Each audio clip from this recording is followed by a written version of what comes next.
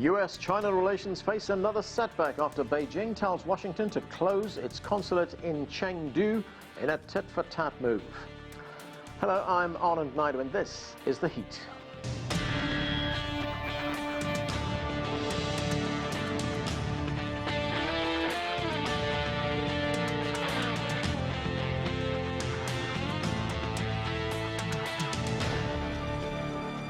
China ordered the United States to shut down its consulate in the southwestern city of Chengdu in response to the US closing China's diplomatic mission in Houston, Texas. China's foreign ministry says the US violated international law, but at the same time it urged diplomacy. The current situation in China-US relations is not what China desires to see, and the United States is responsible for all this. We once again urge the U.S. to immediately retract its wrong decision and create necessary conditions for bringing the bilateral relationship back on track.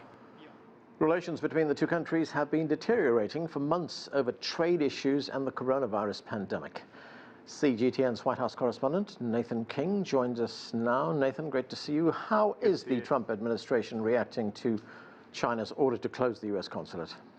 Well, I can tell you, they may not say it publicly, but they are definitely not surprised. When you go to that sort of move to China's, close a consulate here in the US at very short notice, you're going to expect some sort of reprisal. I can tell you, though, I've had a couple of conversations with State Department people and former State Department people who have been based in China before. There was a little surprise that it was Chengdu.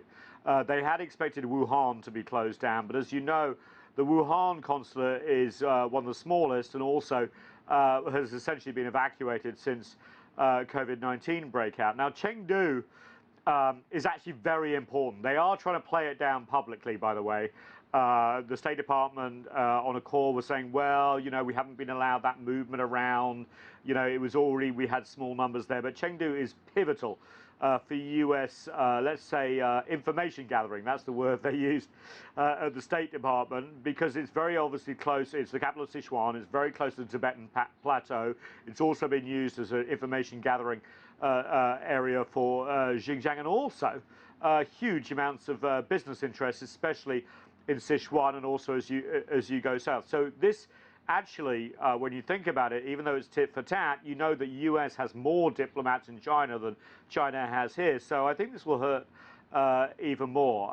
The reaction is, well, you know, ask the Ministry of Foreign Affairs in China why you're closing it down. But it's obvious. I mean, you can't close a consulate in Houston and then not expect reprisals from Beijing.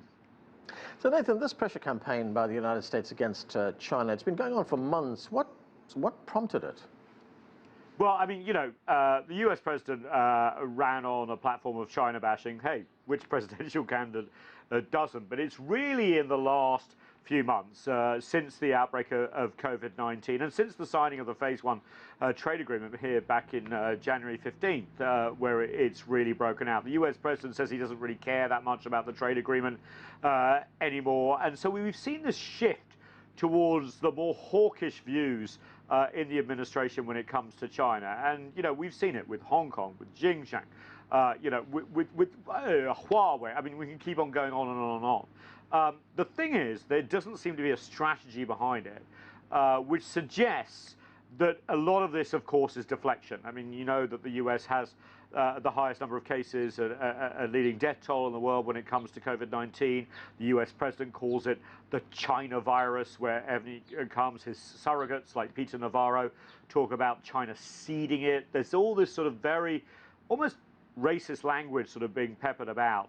And also Mike Pompeo, as you know, former CIA chief and now Secretary of State, has always been a China hawk.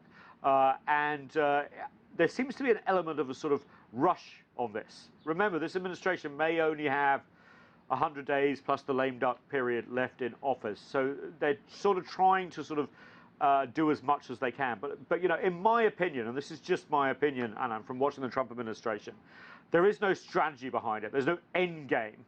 But it plays, they think, very well politically to their base, where a lot of people are very worried right now about their economic future, their health of their family, and it's a handy deflection. The problem is it's a very dangerous game to play. Thanks, Nathan. That's CGTN's White House correspondent Nathan King talking to us. Now, for more on the growing tensions between China and the United States, let's bring in our panel. Joining us from Beijing is Einar Tangen. He's a political and economic affairs commentator. From Virginia via Skype, John Sitilides is the principal and geopolitical strategist with Trilogy Advisors. Also with us is Zhang. He is the Washington bureau chief with Shanghai Wenhui Daily. And Sourabh Gupta is a resident senior fellow with the Institute for China-America Studies right here in Washington, D.C. Thank you, everyone, for being with us. Einar Tangen, let me start with you. You know, we often hear that this relationship between the United States and China is the most important bilateral relationship in the world. But if we look at it right now, it's at a very low point. How did we get here? Well, there seems to be a confluence of things that are happening here. First, you have the China hawks who are trying to portray China as this existential threat, ideologically, economically, and militarily. Then you have Donald Trump, as Nathan was pointing out, using this as a campaign crutch. Unfortunately, it's not working very well. I'd like to add that New Yorker magazine has reported that a Republican polling service has indicated that across America, the China threat idea is only appealing to about 21% of the electorate. And then the last part is this kind of chasm between cultures. The U.S. Sees things in a different light, especially things like human rights, which they say is all political and a ballot box, whereas China's people in Asia see it more as safety, economic opportunity. So the confluence of these things is driving this in different directions at a very sensitive time. As Nathan said, you know, this is a very dangerous game.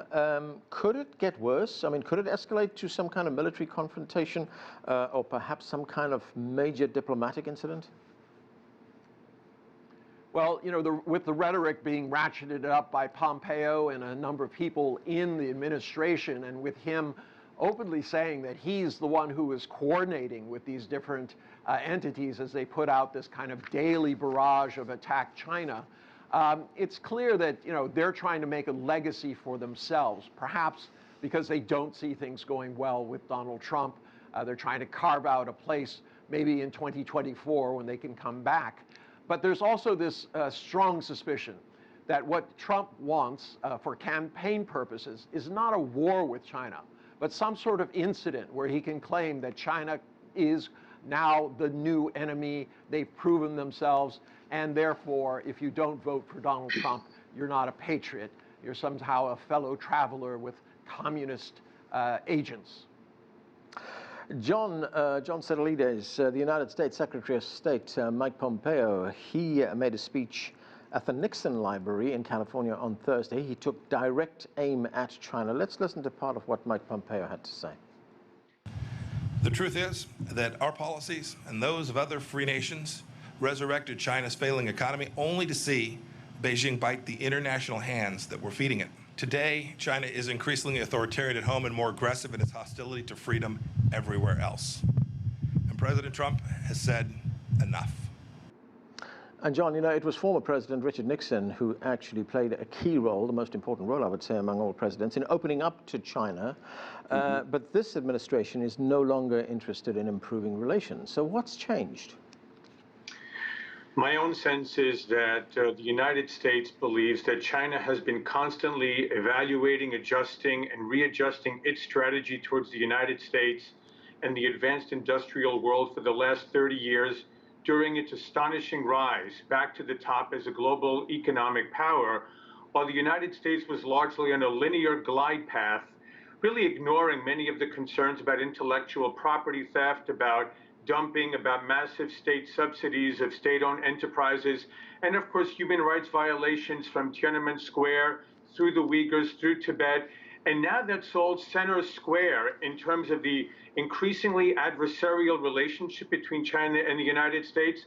And I think, Anand, we're standing really on the precipice of a potential historic rupture in U.S.-China relations.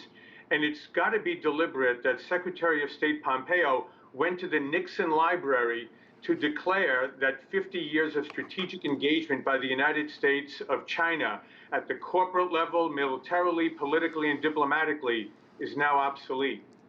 What do you make, John, of what Nathan told us a moment ago, where there doesn't seem to be any kind of strategy in the United States approach to China? It seems to be ad hoc statements, ad hoc actions being taken, most of them related to the election in November. I don't know that it has much to do with the election in November as much as a realization over the last 3.5 years, and there's still a healthy debate in the administration, and I don't want to be clear about this, but President Trump is clearly driving this, and this goes back to some of the talks that we had during the presidential campaign in 2015 and 16. Donald J. Trump, citizen and businessman, has been writing about what he perceives as a China threat economically for 30 years. He's now the chief executive officer of the federal government, and he has brought on board a team that largely shares his view. We've seen a series of speeches now by Secretary of State Mike Pompeo. FBI Director Christopher Wray says there are 2,000 investigations of intellectual property theft of Chinese individuals in the United States. We had Attorney General William Barr, who accused major U.S. corporations of quote-unquote corporate collaboration with Chinese officials to pressure the U.S. government in pro-China directions. And I think what you're seeing here, it's been a slow, steady march, but I think you're seeing a strategic reframing of the U.S. approach towards China. It may not have been very neat, probably still quite messy, and even Treasury Secretary Steven Mnuchin seems to be sitting out this debate. So it has taken a while, but I think you're seeing many of these forces in favor of the president's policy coalescing. Sourabh Gupta, the United States, as we just heard, closed down the Chinese Houston diplomatic mission, and then China closed down the United States consulate in the city of Chengdu. In fact, the Chinese Foreign Minister, Wang Yi, he said the current situation has been created by the United States. So do you think that these tensions could be resolved diplomatically, or are we heading for another Cold War here? Oh, the tensions will not be resolved diplomatically in the Trump administration. Pompeo and Yang Jiechi did meet in Hawaii, what was it, about a month back, but things have not gotten better, things have gotten worse. So at least in the Trump administration, the next couple of months, nothing is going to improve. It might just stabilize a bit at the level at which it is, because the things the Trump administration, the nasty things the Trump administration had to say about China has been said and done, most of it. There are bills in Congress which are going to be bundled within the defense authorization bill, which will punish China too, and I'm sure Mr. Trump will sign it. But where this relationship goes from 2021 onwards is fairly different. It depends who wins. I think President Biden is in a good position, and I think we can see messy coexistence happening under President Biden. He knows the subject very, very well. He spent hours and hours in direct negotiations with the Chinese, with President Xi Jinping and the other leaders. So I can see expert, specialist management of the relationship going forward in 2021, which might help place a floor, at least, beneath the relationship. Zhang, of course, there's been very harsh rhetoric coming out of this, very hostile rhetoric. But China, at the same time, is taking this in its stride. In fact, the Consulate General in Houston, Texas, he issued a letter. He addressed that letter to the people of the southern United States. And I want to read you what part of that letter said. It said, although the direction of historical advancement is sometimes disturbed by a few people and twists and turns, the friendship between the people of China and the United States will not be interrupted, and the bright prospects of friendly cooperation between China and the United States cannot be stopped by anyone. But I want to ask you a question, Zhang, about the closure of that Houston consulate. And that is, the reason the United States gave for that closure was that it said Chinese agents had tried to steal data from the Texas A&M Medical Center. Have we seen any proof of this? Has the United States provided any kind of evidence?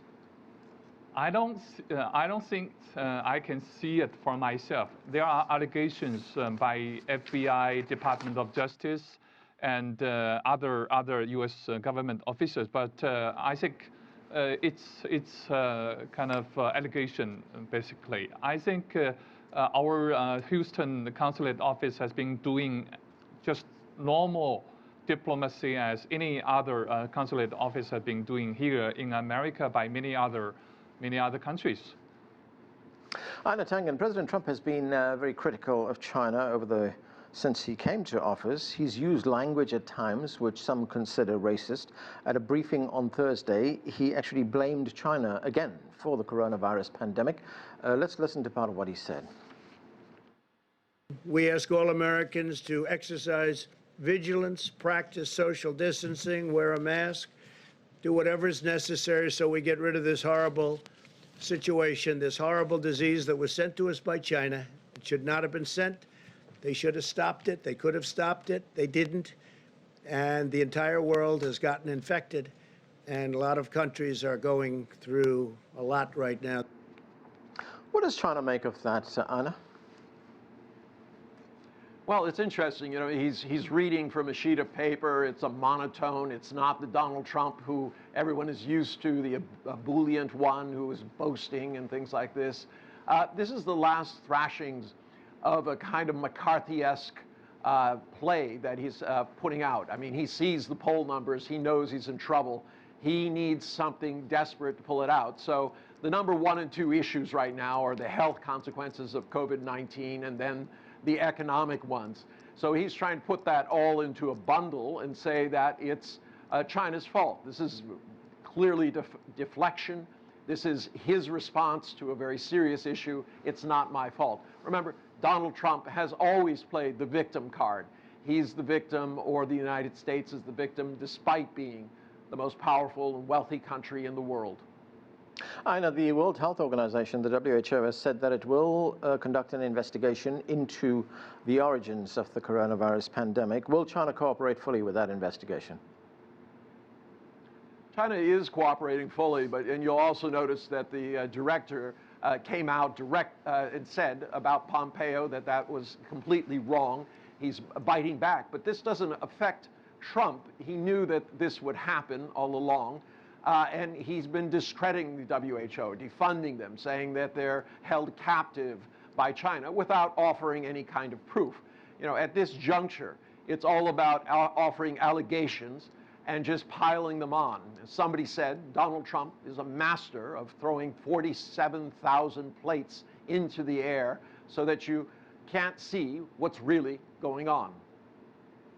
John, President Trump blames China for the coronavirus pandemic.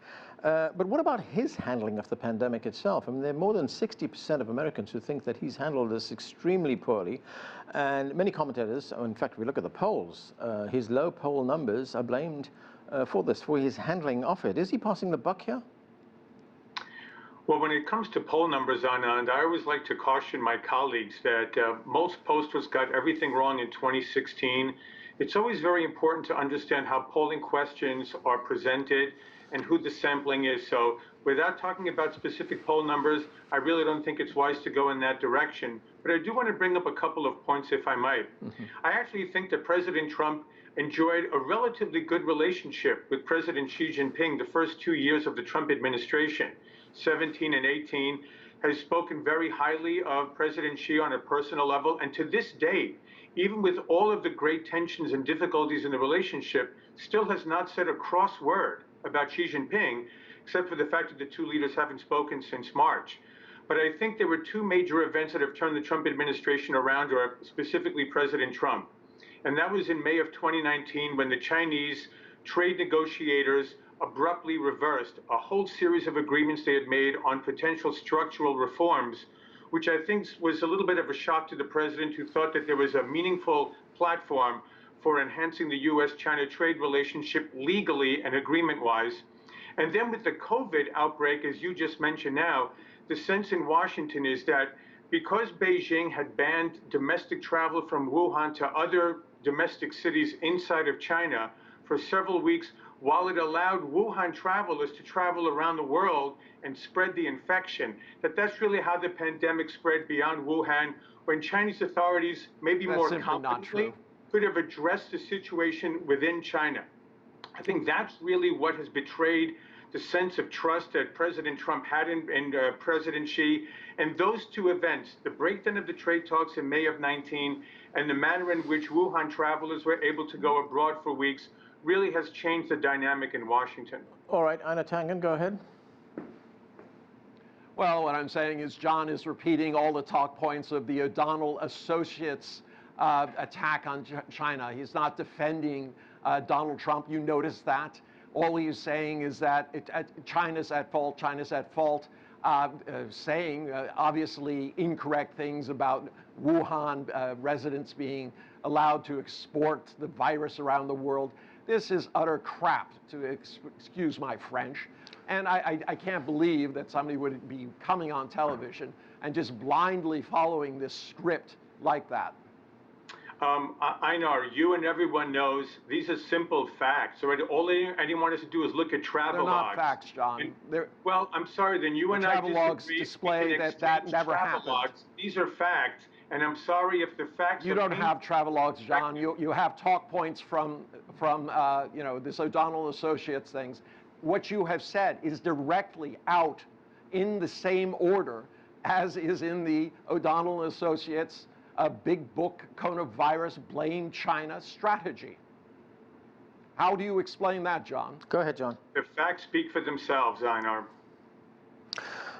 Okay, Song Zhang, I want to get... You haven't uttered one. Right, I want to move on. Song Zhang, you know, there's been lots of talk about how the election will turn out in November. Of course, we don't know what the result's going to be. The poll numbers at this time are showing us that Joe Biden could be the winner in that election. Do you think he would be able to repair relations with China if he becomes president? I think to some extent. I think that the issue today between U.S. and China is not that China and U.S. are having all the same interests. We have a lot of competitions in like economy, in trade, in like technology. Yes, we have to face that. There are some consensus also here in America that U.S. has a lot of differences with China. I think when Biden, if he will become the president, the U.S. Policy toward China should be more rational. There definitely will be a lot of competition. There will definitely be a lot of like confrontation or criticism, and on Hong Kong issue, Xinjiang issue, many other issues. But I think Biden's team is maybe more mature. They will have more rational kind of approach toward China. And the US and China can have a lot of more kind of common interest to cooperate with each other, like this climate change issue, like Iran issue, North Korean issue, trade issue. There are many other issues we can cooperate. But here, today, when we look at this relationship between US and China, it's all emotional, it's all political. I don't think Mr. Pompeo yesterday, his speech has any value when it comes to US-China relationship. Because if you are targeting Communist Party of China, and which is having like 90 million members, and how can you deal with China diplomatically? And your only kind of target should be like isolating China, which is impossible. Sourabh, I want to get back to something that Nathan said at the beginning of the show, and that is that there is no strategy here in U.S. policy. In fact, the Washington Post ran a piece just a couple of days ago in which it said that what the United States is doing does not reflect a well-thought-out strategy, but is rather a tactic, a short-term tactic to win re-election. In fact, the Washington Post called it reckless, incoherent, and unilateral. Do you agree? Is that an apt description of what policy is like right now? Just up to a point, frankly. You know, the administration itself has been very frank and open in saying that they are not taking the relationship to a particular end, as in they don't have an end strategy. They are dealing with issues as they come along, and in the course of doing so, they're doing what they need to do to protect US vital interests. So that's how the administration has framed it.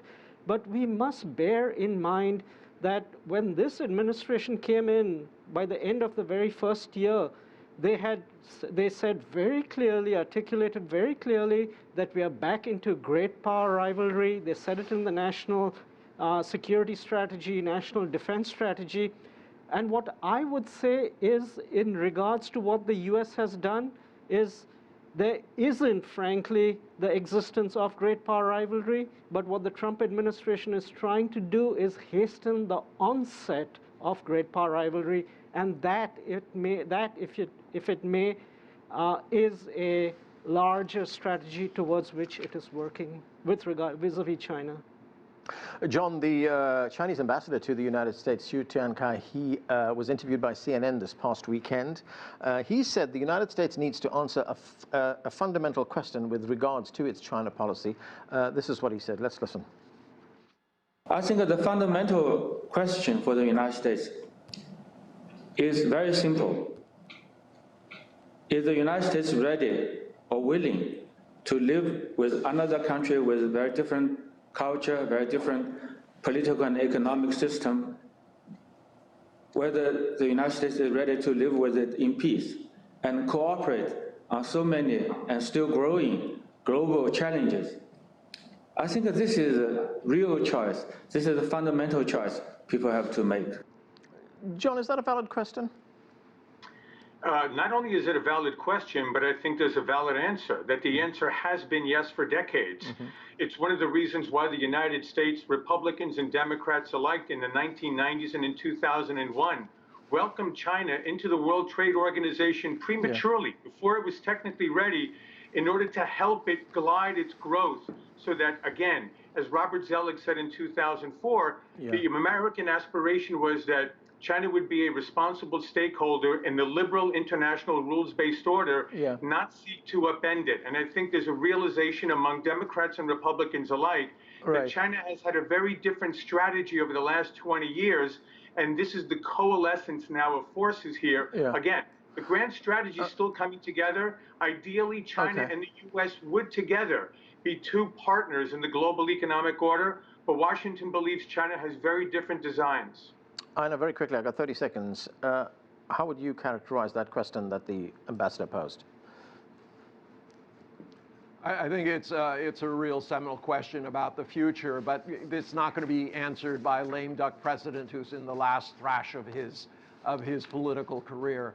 At this point, it's going to have to wait for new actors to come on this stage from the U.S. side and decide what the strategic issues are for America. Okay, and that's where we have to leave it. Thank you to all of you for being with us. That is it for this edition of The Heat. I'm Anand Naidu in Washington, D.C. Thanks for watching.